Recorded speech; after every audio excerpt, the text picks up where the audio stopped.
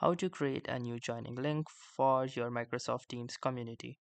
So hey guys, welcome to this tutorial. In this tutorial, I'll be guiding you through the easy steps on how you can create a new joining link for your Microsoft Teams community.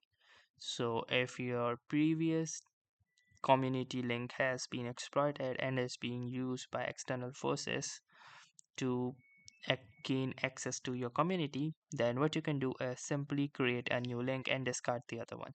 So let me show you how you can do this. So the first thing that we're going to do is we're going to click onto this communities tab over the left hand side, as we can do see. Now once you have clicked onto this communities tab, it will show you the communities that you are a part of. So as you can see right here, I am part of these two communities, Wisdom and YouTube. And let's say I want to change the joining link of this Wisdom community. So to do that, I will simply click onto this, and when this window appears here, I'll click onto this settings. This is also a manage community icon.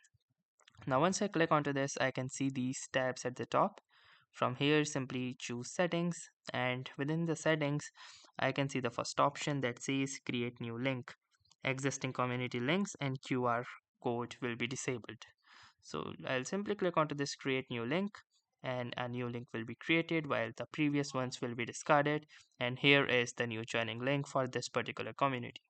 So that was all for this tutorial. Thanks for watching and have a nice day.